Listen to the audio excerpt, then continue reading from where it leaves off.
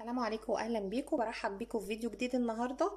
النهارده ان شاء الله هنعمل وجبه اقتصاديه كده وفي نفس الوقت حلوه جدا، طريقه سهله وبسيطه خالص. معايا هنا هنعمل اجنحه الدجاج المشويه في الفرن بطريقه سهله وبسيطه خالص. تقدري تعمليها بقى مع طبق مكرونه، رز ابيض، رز مبهر، واحنا عملناه مع بعض قبل كده، وممكن اسيب لكم اللينك بتاعه في صندوق الوصف. تعالوا بقى هنا نشوف المكونات بتاعتنا ايه. عندي هنا كيلو من اجنحه الدجاج، انا غسلاها كويس جدا اهو، وعامله فيها فتحات كده بالسكينه علشان التتبيله تدخل جوه كده وتتشرب منها ويبقى طعمها حلو. خلاص. عندي هنا بقى المكونات بتاعت التتبيله. عندي هنا 2 طماطم متقطعه، وعندي هنا 2 فلفل رومي اخضر، تقدري تحطي فلفل حراق لو حابه. وعندي هنا بصلايه متقطعه، التقطيعه مش هتفرق لان طبعا كل ده هنضربه في الكبه او الخلاط. وعندي هنا نص فنجان صغير من الخل الابيض، ومعلقه كبيره من العسل.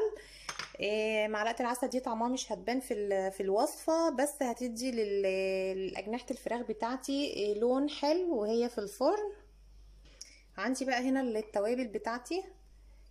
عندي هنا ملح، توم باودر، فلفل اسمر، جنزبيل، كاري، زعتر، بهارات فراخ. كل التوابل دي هتدي طعم حلو قوي للاجنحه بتاعتي. وكمان ما تكتريش في التوابل، هي يا دوب نص معلقه صغيره من كل حاجه علشان برضو ما تغطيش على طعم الفراخ. هاخد بقى كل المكونات اللي انتوا شايفينها مع بعض دي كلها وهضربها في الخلاط. خلاص، ادي التتبيله بتاعتي اهي، انا ضربتها في الخلاط. هنزل بقى بيها كده على الاجنحه بتاعتي. بسم الله، ريحتها تحفه. هقلبها بقى كويس جدا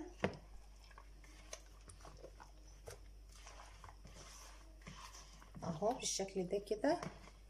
هسيبها بقى في التتبيله دي ساعه او 2، ولو انتي يعني عندك وقت كده وتعمليها قبلها بليله كده بتبقى حلوه جدا، والاجنحه بتتشرب من التتبيله دي وبيبقى طعمها احلى. فانا هسيبها ساعه كده او ساعتين في قلب التتبيله قبل ما ادخلها الفرن علشان تتشرب كده ويبقى طعمها حلو.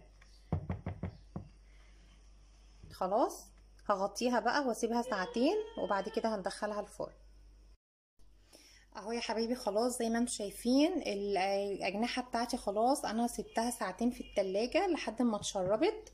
هبتدي بقى كده ارصها في الصينيه اللي هدخلها الفرن اهو بالشكل ده كده.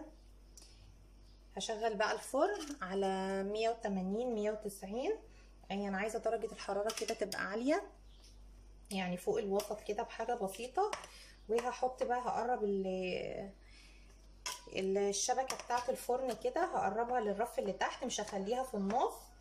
وهحط بقى الاجنحه بتاعه الفراخ بتاعتي دي كده، وهسيبها بقى تستوي براحتها خالص، يعني هتاخد لها في حدود 40 دقيقه، وهتاخد اللون الحلو برضو. مش هولع الشوايه، هي درجه الحراره بتاعه الفرن هتديها اللون الحلو اهو. ريحه التتبيله حلوه جدا، حلوه يعني تحفه. جربوها ان شاء الله تعجبكم. خير بس كده. طبعا مش هرمي بقى بقيه التتبيله دي كده، هحطها على الفراخ اهو. هجيب بقى معلقه كده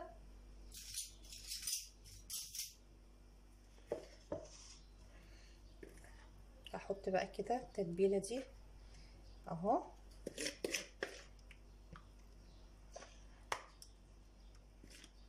زي ما قلت لكم، شويه بقى مكرونه، شويه رز ابيض اللي تحبوه. وجبه اقتصاديه وحلوه جدا، يعني مش مكلفه زي ما انتم شايفين اهو. يعني تنفع كده لما يبقى كده اخر الشهر كده وجبه حلوه. خلاص اهو بالشكل ده كده، هدخلها بقى الفرن وهنشوفها ان شاء الله لما تطلع من الفرن اهو يا حبايبي. خلاص، الاجنحه بتاعتي طلعت من الفرن زي ما انتم شايفين، شكلها حلو جدا وريحتها تحفه. تعالوا بقى نحطها في الطبق. بسم الله، شايفين عامله ازاي؟ حلوه جدا اهو.